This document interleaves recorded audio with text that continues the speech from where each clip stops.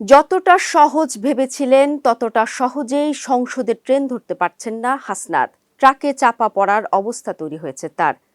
বলছি কুমিল্লা ৪ আসনের কথা। ত্রয়োদশ নির্বাচনের সবচেয়ে আলোচিত আসন, কারণ এই আসনে লড়ছেন জুলাইয়ের অন্যতম সারথি হাসনাত আব্দুল্লাহ।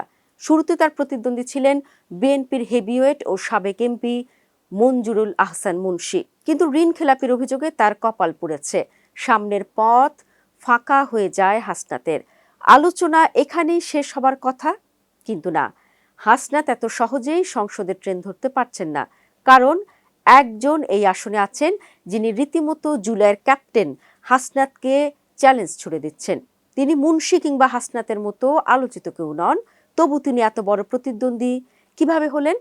যিনি একটা সময় ধরেই নিয়েছিলেন তার জামানতই হয়তো বাজেয়াপ্ত হবে, সেই তিনিই এখন হাসনাতকে চোখ রাঙাচ্ছেন। শুধু কি তাই, ঠিকঠাক জনসমর্থন পেলে হাসনাতকে হারিয়েও দিতে পারেন। নির্বাচনী মাঠের লড়াইয়ের আগেই মুন্সীকে বজ্র আঁটুনি ফসকা গেরোতে আটকে দেন হাসনাত। ঋণ খেলাপি হওয়ায় শেষ পর্যন্ত তিনি নির্বাচনী লড়াই থেকে ছিটকে যান। ইলেকশন কমিশন ও আদালতের বারান্দায় চক্কর কেটেও কোনো উপায় বের করতে পারেননি। আসনটি বিএনপির জন্য শূন্য হয়ে যায়। কিন্তু ঝানু রাজনীতিবিদ মুন্সী কি এত সহজে ছাড়ার পাত্র? তা তো নয়। নিজের কপাল পুড়লেও নতুন কার্ড খেলেন বিএনপির মুন্সী। গণ অধিকার পরিষদের ট্রাক প্রতীকে লড়াই করা জসিমউদ্দিনকে সমর্থন দেয় বিএনপি। তাতেই দাবার পাশা উল্টে যায়। একটা সময় ভাবা হচ্ছিল খুব সহজে নির্বাচনী বৈতরণী উতরে যাবেন হাসনাত আব্দুল্লাহ, কিন্তু ট্রাকের জসিমউদ্দিনের উত্থানে এখানে নতুন মেরুকরণ তৈরি হয়েছে। কারণ কি জানেন? নূরের দলের প্রার্থীকে পূর্ণ সমর্থন দিচ্ছেন বিএনপির মুন্সী। হাসনাত আব্দুল্লাহকে হারাতে হলেও অন্তত জসিমকে নিয়ে সভা সমাবেশ নির্বাচনী প্রচার চালাচ্ছেন মুন্সীর সমর্থকরা।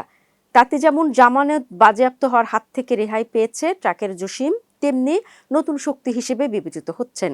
এখন যদি শেষ পর্যন্ত বিএনপির প্রার্থীরা তাকে সমর্থন দিয়ে যান, তাহলে জিতেও যেতে পারেন তিনি।